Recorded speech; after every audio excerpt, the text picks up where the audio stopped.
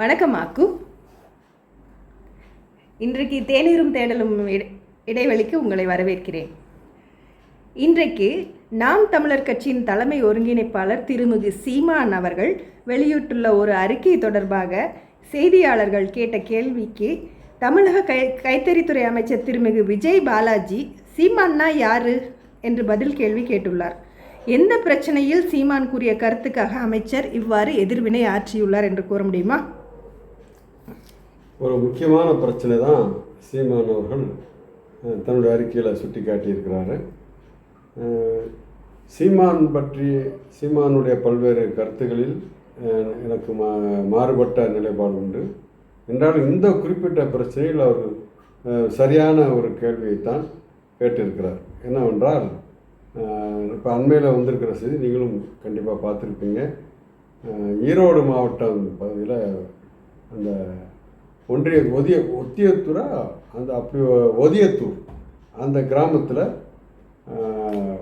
அம்பேத்கர் சிலை திறக்கப்பட்டிருந்தது. ஆனால் ஏற்கனவே திறக்கப்பட்டு அதில் பிரச்சனை ஏற்பட்டு அது மூடப்பட்டிருந்தது. பிறகு பேச்சுவார்த்தைகள் நடந்து மீண்டும் திறக்கப்பட்டுருச்சு, அதிகாரிகளை திறந்துட்டாங்க. ஆனால் இப்போ என்ன மறுபடியும் பிரச்சனை கிளப்பியிருக்காங்கன்னா, சில பேர் அதை வேறு மாதிரிலாம் கொண்டு வந்து அதை மீண்டும் அந்த சிலையை அங்கேருந்து அகற்ற வேண்டும் என்கிற அளவுக்கு அது போயிருக்கிறது. நோக்கம், அவருடைய அந்த சிலையை அவரால் ஏற்க முடியாத காரணம் பார்த்தால் ரொம்ப என்ன சொல்வது, இந்த நாட்டில் ஊறி போயிருக்கின்ற அம்பேத்கர் அவர்கள் எதற்காக பாடுபட்டாரோ, ஆனால் அந்த லட்சியத்தை அடைவதற்கு இன்னும் எவ்வளோ தூரம் செல்ல வேண்டியிருக்கு என்பதை உணர்த்துகின்ற ஒரு நிகழ்ச்சி அது என்னவென்றால், டாக்டர் அம்பேத்கர் தன்னுடைய கால் மேல் இன்னொரு காலை போட்டு அமர்ந்திருப்பது போன்ற சிலை அவர் வடிக்கப்பட்டிருக்கிறது. அதை ஒரு ஒரு குறிப்பிட்ட அந்த வட்டாரத்தில் இருக்கக்கூடிய அந்த தங்களை மேல் சாதி என்று சொல்லிக்கொள்ளக்கூடிய, இன்னும் சொல்லப்போனால் அவர்களும் ஏதோ ஒரு வகையில் பின்னுக்கு தள்ளப்பட்டவர்கள் தான் இந்த சாதிய கட்டமைப்பில். ஆனாலும் அவர்கள் தங்களுக்கு கீழே உள்ளவர்களாக அவர்கள் நினைத்து கொண்டிருக்கின்ற தலித் மக்கள் அவருடைய ஒரு தலைவர் அவர் தலைவர் மட்டுமல்லங்கிற உண்மை கூட அவங்களுக்கு இன்னும் சரியாக புரியல. இந்த நாட்டுக்கு அரசமைப்பு சாசனத்தை வடித்து கொடுத்த குழுவினுடைய முக்கியமான தலைவர் அவர். பல்வேறு பிரச்சனைகளை பற்றி அவர் பேசியிருக்கிறார். என்றாலும் இவர்கள் அப்படித்தான் அவர்களை பார்க்கிறார்கள். அப்படி ஒரு தலித் தலைவர் கால் மேல் கால் போட்டு உட்காருவதாவது, அது நம்ம பகுதியில் அந்த சிலை நிறுவப்படுவதாவது என்கின்ற மனநிலையில் இருந்து தான் அதற்கு எதிர்ப்பு தெரிவித்திருக்கிறார்கள். எனவே அந்த பிரச்சனைக்கு தீர்வு காண வேண்டும்.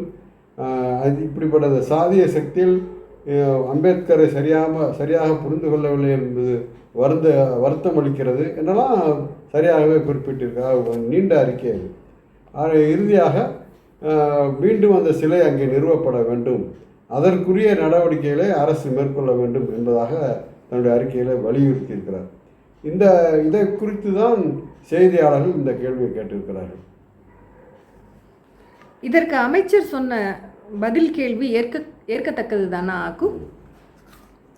அமைச்சர் என்ன பதில் சொன்னார் என்றால், அது எனக்கு சிரிப்பு வருகிறது, ஆனால் அது வேதனையான சிரிப்பு என்று தான் சொல்ல வேண்டும். என்னவென்றால், சீமான்னா யார் அப்படி என்று கேட்டிருக்கிறார்.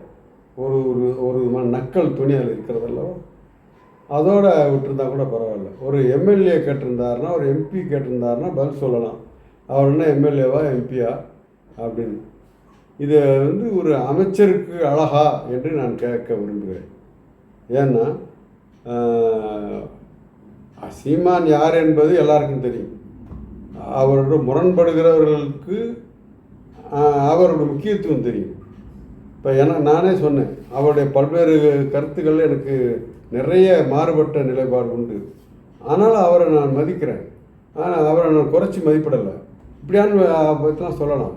இன்னொன்று, அவருடைய குறிப்பிட்ட பிரச்சனையோட கருத்தை நான் மறுத்து பேசுவேன். இந்த பிரச்சனையில் அவர் வைத்திருக்கிற அந்த கோரிக்கையை நான் ஆதரிக்கிறேன். இதெல்லாம் ஒரு பக்கம். ஆனால் சீமான் போன்ற ஒரு ஆளுமையாக இல்லாத ஒரு எளிய மனிதர் ஒரு கேள்வி கேட்கிறார் என்றால், அல்லது ஒரு கோரிக்கை வைக்கிறார் என்றால், அப்போது அமைச்சர் இந்த மாதிரி அவர் யாருன்னு கேட்பாரா? யாரென்றே தெரியாத ஒருவரே உங்களே கேட்டால் கூட அதுக்கு பதில் சொல்ல வேண்டிய இடத்தில் இருப்பவர் தான் அமைச்சர். எளிய குடிமக்களிலிருந்து பெரிய தலைவர் வரைக்கும் அது பொருந்தும். எனவே அந்த வகையில் பார்த்தாலும் அமைச்சருடைய அந்த பதில் ஏற்கத்தக்கதல்ல. இன்னொரு கோணத்திலும் பார்க்கிறேன். ஒரு எம்எல்ஏ அல்லது எம்பி என்கின்ற அந்த ஒரு பதவி நிலையில் இருப்பவர்கள் தான் தன்னிடம் கேள்வி கேட்க வேண்டும் என்று சொல்வது அது என்ன அறியாமையா ஆணவமா என்று நிச்சயமாக கேட்க விரும்புகிறேன். ஏனென்றால்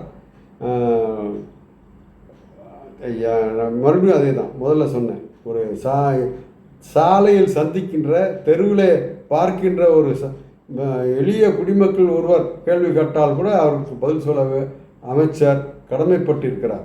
எனவே இந்த பதில் என்பது ஏற்கத்தக்கதல்ல என்பது மட்டுமல்ல, இன்னொன்று பார்க்க வேண்டும். ஒரு சாதாரண ஊராட்சி மன்ற உறுப்பினர்களிலிருந்து முதலமைச்சர் வரைக்கும், ஏன் நாட்டின் பிரதமர் வரைக்கும் கூட மக்கள் தானே தேர்ந்தெடுக்கிறார்கள் தேர்தலில். அப்படி என்கிற போது அந்த மக்களில் எல்லாரும் இருப்பாங்க. அம்பானியும் இருப்பார், ஒரு ஆண்டியும் இருப்பார். நான் அம்பானி கேட்டால் தான் பதில் சொல்லுவேன், ஆண்டி கேட்டால் பதில் சொல்லுவேன்னு ஆண்டி கேட்டால் பதில் சொல்ல மாட்டேன்னு ஒரு அமைச்சர் சொல்லக்கூடாது, சொல்ல முடியாது. சொல்லப்போனால் அம்பானியை விட முதலில் ஆண்டிக்குத்தான் பதில் சொல்ல வேண்டிய பொறுப்பு அவருக்கு இருக்கிறது.